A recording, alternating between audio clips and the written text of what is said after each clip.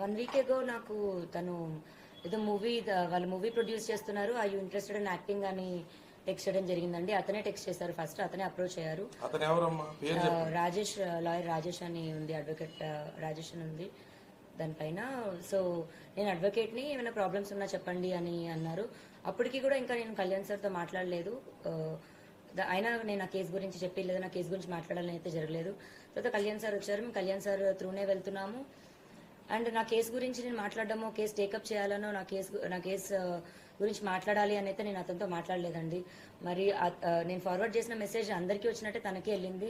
ఆ మెసేజ్ పంపించిన తర్వాత కూడా నేను అతనితో కాల్ కూడా ఏం మాట్లాడలేదు. పొద్దున లేచేసరికి నాకే షాకింగ్గా ఉంది. ఈ కాల్స్ చూడడం కానీ, అతను లెటర్ చూడడం కానీ, మరి అతను ఎందుకు వెళ్ళారో, దేని గురించి వెళ్ళారో నాకు తెలియదు.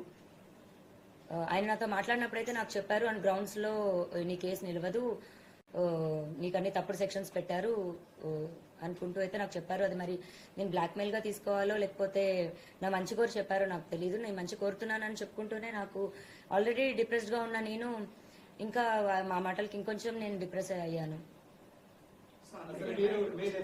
ఎందుకు ఆత్మహత్య తీసుకోవాలని అనుకున్నారు? ఏం జరిగింది? ఆల్రెడీ మీరు ఫైట్ చేస్తున్నారు, పోలీస్ స్టేషన్ లో కంప్లైంట్ ఇచ్చారు, కేసు కూడా నమోదైంది. అయినప్పుడు కూడా మీరు సూసైడ్ ఎందుకు చేసుకోబోయారు? నాకు ఈ ప్రపంచంలో అన్నిటికంటే ఎక్కువ రాజేనండి. ఆ రాజు కోసమే నేను ఫైట్ చేస్తున్నాను. వస్తాడో రాడో తెలీదు, వస్తాడని నమ్మకంతో ఫైట్ చేస్తున్నాను. నా ప్రేమ నిజమైతే వస్తాడు అన్న ఒక హోప్తోనే ఉన్నాను.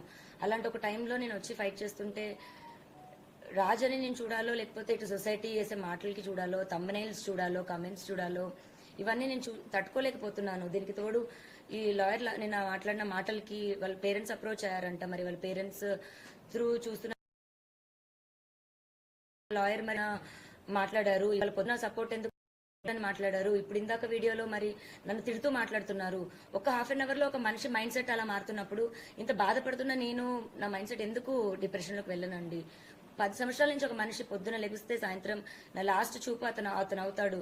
ఇంట్లో ఎంటీ ఇల్లు అయింది నా హౌస్. ఫస్ట్ కంప్లైంట్ లో మీరు రాజ్ తరుణ్ పైన చర్యలు తీసుకోకుండా తను నాతో కలిసి ఉంటే చాలు అని అన్నారు. సెకండ్ కంప్లైంట్ లో తను నన్ను ఇల్లీగల్ గా ఇట్లా వాడుకుని వదిలేశాడు అంటున్నారు. ఇప్పుడు కూడా మీరు రాజ్ తరుణ్ తో కలిసి ఉండాలని అంటున్నారు, మళ్ళీ పోలీస్ కేసులు పెడతా ఉన్నారు. కలిసి ఉండాలని పోలీస్ కేసు పెట్టడం కాదండి. పోలీస్ కేసు ఫస్ట్ నేను మాల్వి మల్హోత్రా వాళ్ళ తమ్ముడి పైన పెట్టాను. నన్ను బెదిరించారు. అది కూడా ఇంకా కంప్లైంట్ ఒక్కసారికి రాలేదండి. ఇప్పుడు వాళ్ళు ఉన్న 6 months అంటే నాకు విషయం తెలిసిన 6 నెలల తర్వాత ఇంకా నేను భరించలేక బయటికి రావడం జరిగింది. ఆ స్టేజెస్ ఎలా దాటిందంటే ఇంకా లాస్ట్ మాకు తిండి కావాలని అడిగితే అతనికి ఫోన్ చేస్తే ఆవిడ ఎత్తడం కానీ, మా పరిస్థితి మేము చెప్తే ఆవిడ వెయ్యమని చెప్తే అతను డబ్బులు వేయడం, అది ఇంకా పీక్స్కి వెళ్ళిపోయింది. ఇప్పుడు మీ అందరికీ నేను ఓపెన్ గా ఎక్స్ప్లెయిన్ చేయాలంటే రోజుకో విషయం బయటకు వస్తుంది. ఆ బయటకు వచ్చిన విషయం కూడా రోజుకొక ట్విస్ట్ అని మీరు వేస్తుంటారు. ఇది ఒక్క రోజుది కాదండి, సంసారంలో ఇంకా అందరికీ జరిగినట్టే జరుగుతాయి. అండ్ ఆ మనిషి కావాలి అని అడిగాను నేను, అంతే. ఇప్పుడు పలానా రాజ్ తరుణ్ పైన కంప్లైంట్ పెట్టాలనలేదు, మాల్వి మల్హోత్రా పైన వాళ్ళ తమ్ముడి పైన పెట్టాను. వాళ్ళిద్దరితో నీకేం సంబంధం అన్న దగ్గర అఫ్కోర్స్ రాజ్ పేరు చెప్పాలి. అలా అక్కడ రాజ్ తరుణ్ పేరు అనేది వచ్చింది, కానీ రాజ్ తరుణ్ పైన కంప్లైంట్ పెట్టాలని నేను అనుకోలేదు. ఫస్ట్ కంప్లైంట్ పెట్టినప్పుడు అది రాసిచ్చాను. ఆ రాసిచ్చిన దాంట్లోని మాల్వి మల్హోత్రా చార్ట్ చూపించి రాసిచ్చాను నేను. అలాగే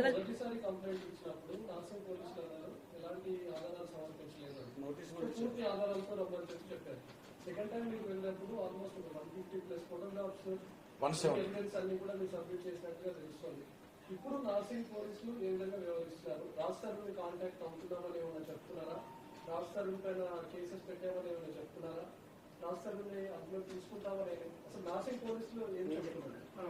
నేను ఫస్ట్ కంప్లైంట్ పెట్టినప్పటికీ ఈవినింగ్ 7-8 అయిపోయిందండి. సో నాకు రిసిప్ట్ ఇవ్వడం కానీ అవేమీ జరగలేదు. అఫీషియల్ గా నేను రిసిప్ట్ కలెక్ట్ చేసుకున్నాక పోనీ ఎఫ్ఐఆర్ అన్నది దానికో ఎవిడెన్స్ అన్నది ఇస్తాము. రెండో రోజుకి తెల్లారుజాము నుంచి మీడియాలో ఎలా వచ్చిందో మీ అందరికీ తెలుసు. ఆ డే నాకు బయటికి రావడానికి అంతా కూడా నేను ప్రిపేర్డ్ లేను. ఫస్ట్ నేను మీడియా ముందుకి అంత ప్రెస్ మీట్, ఇప్పుడు ఇంత ప్రెస్ మీట్ వచ్చినప్పుడు కూడా నేను ఎలా వణికాను అన్నది మీ అందరికీ తెలుసు. నేను కెమెరాస్ కి అంత అలవాటు లేదు నాకు. అండ్ ఇప్పుడు ఎవిడెన్స్లు 12 ఏళ్ళ ఎవిడెన్స్లు తీయాలంటే ఒక్క రోజులో నేను రెడీగా ప్రిపేర్డ్గా లేను కదండి. నాకు 1-2 days టైం పడుతుంది. ఆ 1-2 days టైం తీసుకొని ఎవిడెన్స్లు ఇచ్చాను. చాలా సార్లు కాల్ చేశారు, ఆయన ఫోన్ లిఫ్ట్ 20 నిమిషాల పాటు సుదీర్ఘంగా కేసు గురించి చర్చించారని అంటున్నారు. చాలా సార్లు కాల్ చేయడం ఏం జరగలేదండి, ఒక్కటే కాల్ జరిగింది.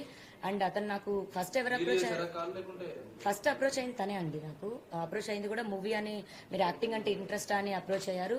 లేదండి నాట్ ఇంట్రెస్టెడ్ అని చెప్పాను. తర్వాత నేను అడ్వకేట్ అని చెప్పారు. కంటిన్యూ అవుతుంటే మీరు రాజస్థాన్తో మాట్లాడి మద్యం మత్తులో లావణ్య అని ఒక ఆడియో బయటకు వచ్చింది. దాని మీద మీరు ఏం చెప్తారు? ఎప్పటిది అసలు ఆడియో? ఇప్పుడు మళ్ళీ నా పోరాటం ఒకటవుతుంటే ఈ ఒకదానిపైన ఒకటి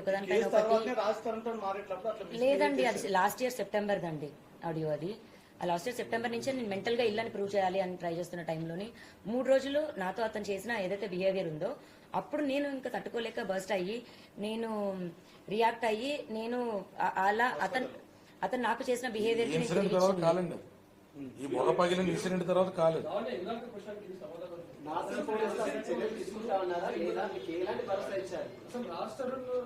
హలో అండి, నేను సడన్గా వీడియో పెట్టడానికి ఒక కారణం ఉంది. మీకు ఒక అమ్మాయి గురించి చెప్పాలి. అసలు నా జీవితంలో అమ్మాయిని టాపిక్ వస్తుందని నేను ఎప్పుడు అనుకోవాలా. చిన్నప్పటి నుంచి మా ఫ్రెండ్స్ అందరూ వాళ్ళ గర్ల్ ఫ్రెండ్స్ వేసుకొని తిరుగుతుంటే నేను ఇంట్లో అమ్మ కొత్తిమీర కరివేపాకు తెచ్చుకుంటూ తిరిగేవాడిని. మా ఫ్రెండ్స్ని చూస్తే అసూయ, అమ్మాయిలతో మాడాలంటే భయం. అర్థమైపోయింది మన జీవితంలో లవ్వు గివ్వు సెట్ కావాలి. సిన్సియర్గా వెళ్ళి మా అమ్మ నాన్న అడిగా నాకు పెళ్లి చేయండి అని. మొదట కంగారు పడ్డారు, కానీ తర్వాత నా కరువు అర్థం చేసుకొని ఒక మంచి సంబంధం చూశారు. ఇంకేముంది, పెళ్లి సెట్, మండపం సెట్, రాబందులు అదే చుట్టాలు వచ్చారు. పండగ తయారు చేసిన గంగిరెద్దులో పెళ్లి కొడుకు ఉంచేసి కూర్చోబెట్టారు. చిన్నప్పటి నుంచి సినిమాలో చూపించినట్టు ఓ అద్భుతంగా పెళ్ళి, ఆ తర్వాత అదేదో చేసుకుంటారు కదా అది గట్టిగా ఫిక్స్ అయిపోయింది. మండపంకి తీసుకెళ్లారు, పీటల మీద కూర్చోబెట్టారు. పంతులు పెళ్లి కూతురుని తీసుకురామ్మా అన్నాడు. వాళ్ళ చెల్లెళ్ళి ఒక ఉత్తరం పట్టుకొచ్చింది. అది చిచి నా నోటితో నేను చెప్పలేను, మీకు అర్థమేముంటుంది కదా. మొగుడు పోయి మొండేడుస్తుంటే రంకు మూడిసి రాయిసిరినట్టు ఈ చుట్టాలందరూ వచ్చి ఎదవ శార్కాశములు ఎటకారంలో సచ్చిన పవన్ ఇంకెంతసేపు చంపుతారండి. చేస్తా పెదవులు వాళ్ళని కాదు దాన్ని అనాలి. ఒసే నువ్వు ఎక్కడున్నా పట్టుకుంటా, నీ అంతు చూస్తా, రేపే నీ ఫోటో ఆన్లైన్లో పెడతా. మీరందరూ కూడా కనబడితే దయచేసి నాకు చెప్పండి please. Thank you very much.